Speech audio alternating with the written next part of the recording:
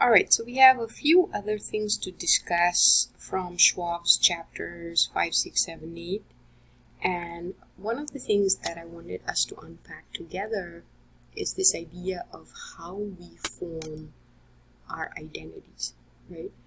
And if you think about the major paradigms in sociology, symbolic interactionists, which is the micro paradigm in sociology, would focus on this aspect of identity formation.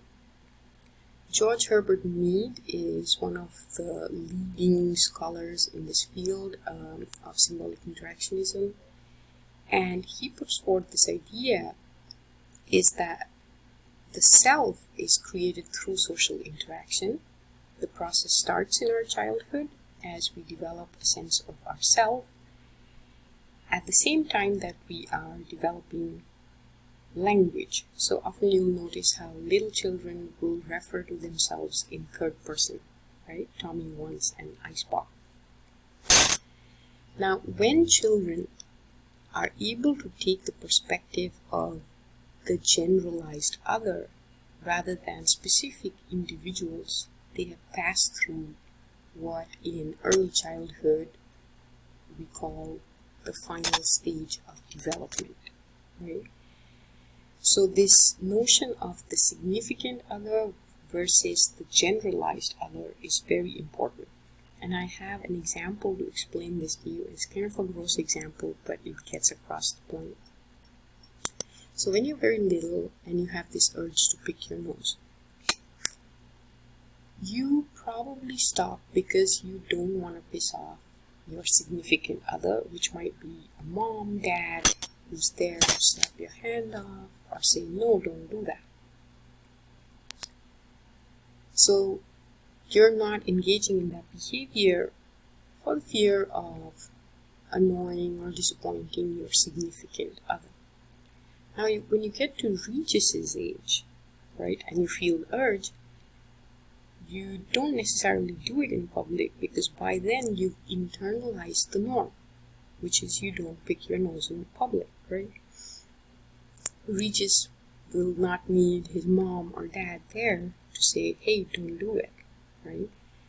Because now it's the generalized other, which is almost like this thought blurb, right?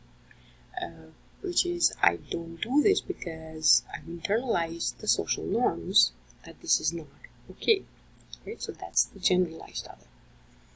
So there are several different theories that come from that symbolic interactionist tradition that tell us that our self is socially constructed, right?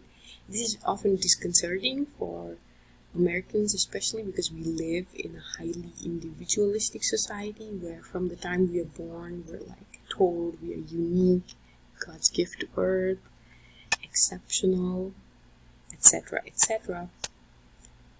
But sociologists and symbolic interactionists specifically are telling us that our self is very much shaped by our social context, right? So when we are thinking of ourselves, Mead comes up with this idea of the me and the I, right? The me is a reflection of others. So what our significant others think about us, right? Does your mom say you're naughty or that you're nice, right?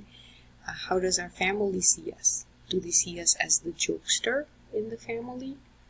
How does our school see us? Are we gifted students and so on? How does our workplace see us? How does our nation see us? Are we citizen versus undocumented and so on? And so the me part of it is the reflection of what others think about us. The I is our response to that, right? How do we respond to what we are thinking others think about that, right?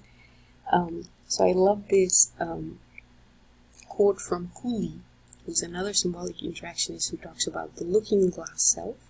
The looking glass is nothing but a mirror, right? And Cooley says, I am not what I think I am not what you think I am. I am what I think you think I am. I'll say that again. I am what I think you think I am. Does that make sense? So I think that's a really fascinating idea. And it also connects with labeling theory and the power of labels. For instance, when I was a child, I was labeled a tomboy by my family. I don't know how that started. I was a very rambunctious, rowdy kid. Now, I internalized that label so deeply that I have this profound memory, like very clear, vivid memory of being about 8 years old and looking at this beautiful pink dress and being like, wow, that pink frilly dress is so pretty. I mean, I wish I could have it. But then part of me saying, but I'm a tomboy. There's no way I would be caught in that pink frilly dress, right? So I deeply internalized that label, and that's why in sociology we say labels become self-fulfilling prophecies, right? That when you label someone a gifted child, when you label someone a problem child, be very careful. Like our early childhood education folks are always telling us, like, don't use labels when you're disciplining children, right? Focus on the action, because they can internalize these labels and act it out. And of course, you can take the labels onto now the group level as well. We label certain groups as having certain attributes, qualities, deficiencies, etc. Right? So labels can be very powerful. But this is a very important idea in sociology, which is that our social context, which is our objectified world, right? Whether it could be the neighborhood we live in, the social class we belong to, the racial group we belong to, etc. This objectified world is internalized by us and becomes a part of our personality, our mind. It literally shapes our interests and hobbies, the way we think about the world. It even shapes how we feel, right? How we feel empathy or not, right? So it is a really powerful idea in that sense, because when you are eating that particular kind of bread or listening to a particular kind of music, often we think it's just a matter of personal taste. But as you start investigating, you find that many folks of your particular social location might be listening to similar kinds of music or eating similar kinds of food, right?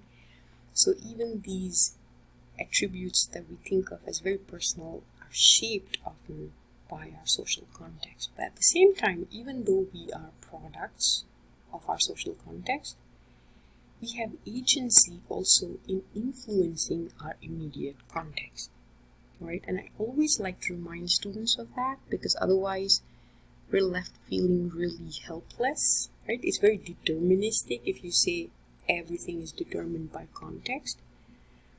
But I say you have the power to change your immediate context. For instance, if you have a friend who makes a rape joke, and you look at them and you go, that's not funny, that's pretty tasteless actually.